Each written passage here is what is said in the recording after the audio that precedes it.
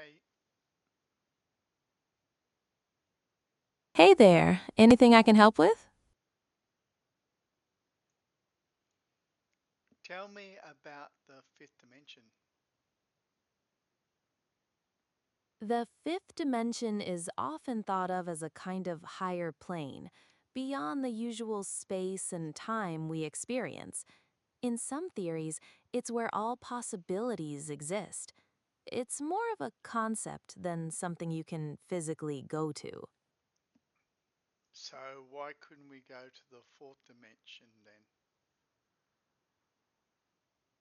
Well, the fourth dimension is often considered time. We experience it moving forward, but we can't really travel through it the way we move through space. It's more of a fundamental part of our existence than a place to visit. Okay, so how about if I'm in the fifth, can I act so I can reach the fifth dimension? Based on the ideas of the fifth dimension, it's more of a theoretical concept or higher plane, not something you can physically reach. Most theories suggest it's beyond the dimensions we experience. So, it's a university connection, is that correct?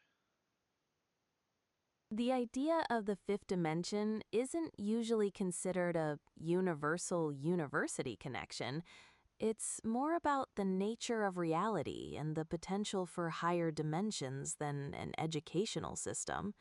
Is there something specific about connections that you're thinking about? Alright, so the universe itself, is that classed, the space, the time, is that classed as the fifth dimension? The universe we experience is typically thought of as the first three dimensions of space, plus the fourth dimension of time. The fifth dimension is more of a theoretical concept, separate from the space time we inhabit.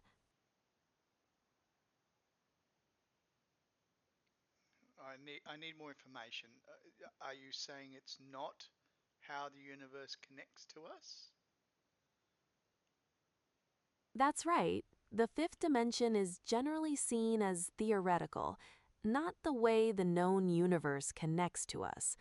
Our connection to the universe is through the dimensions we can experience, space and time. And yet we talk about becoming fifth dimensional beings. So why do it?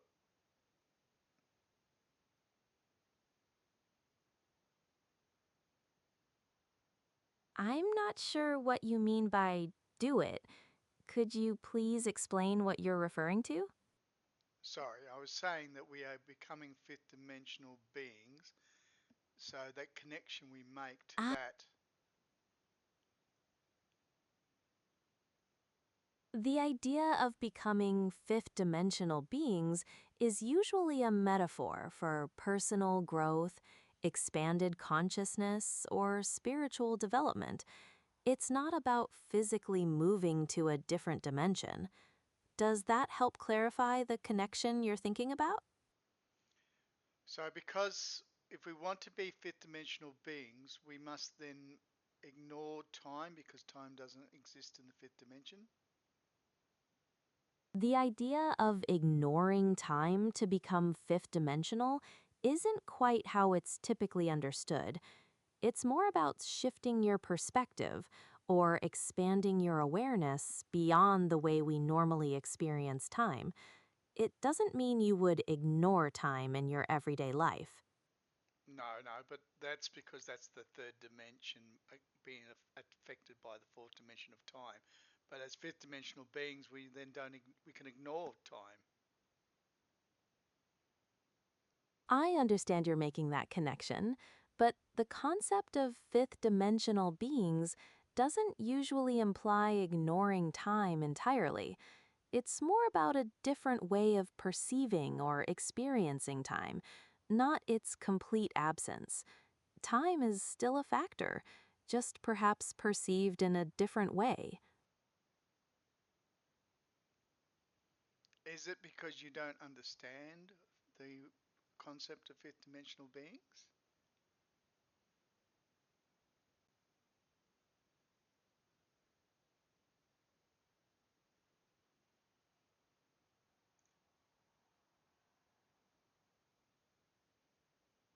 So, we were talking about fifth dimensional beings and how time really is not part of being a fifth dimensional being.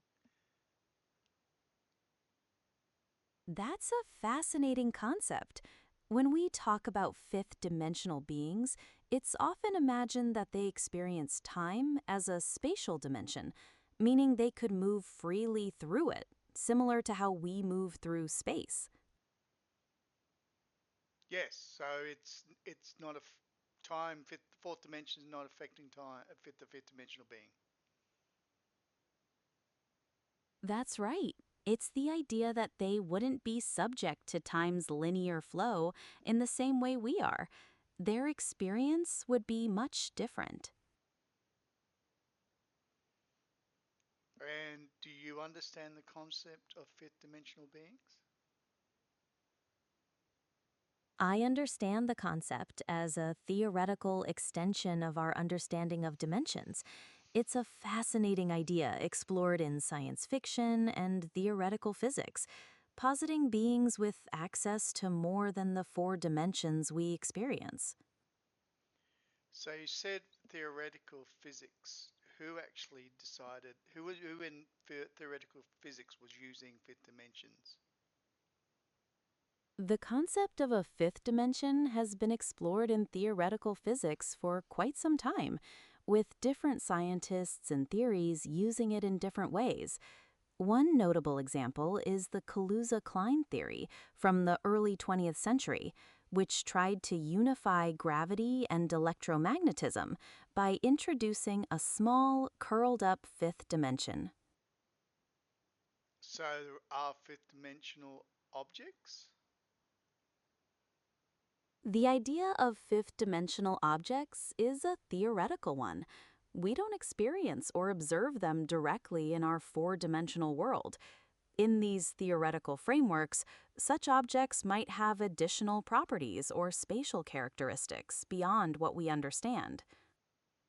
Well, since you are so clever, can't you think of a fifth dimensional object and explain it to me? Imagine if a two-dimensional being living on a flat surface could somehow interact with a 3D object passing through it.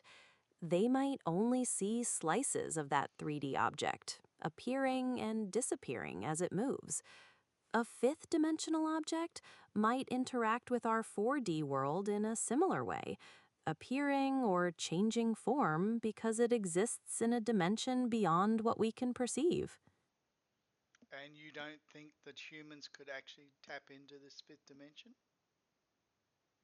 That's a common theme in science fiction and theoretical discussions. While we don't have physical proof or methods for accessing a fifth dimension directly, the idea inspires interesting theoretical exploration and creative imagination about possibilities beyond our current reality. Tell me about this splitting of worlds that's been people have been talking about. The idea of world splitting is often connected to concepts like the many worlds interpretation of quantum mechanics, which proposes that every quantum measurement can lead to a new branch of reality. Another idea comes from some theoretical physics models that propose multiple universes or parallel dimensions. These concepts are highly speculative and not something we currently observe directly. Is that because we only observe it as a third dimensional being, whereas a fifth dimensional being might observe it? That's a very perceptive point. It's the idea that our perception of reality is inherently limited by the number of dimensions we experience. A being in a fifth dimension would likely have a completely different understanding of time, space, and even the nature of existence. listen, it's been fascinating talking to you about fifth and fourth and third dimensions. Can we just let's just finish it here. Thank you. You're welcome. I found the conversation fascinating too. If you have any more questions later, feel free to ask.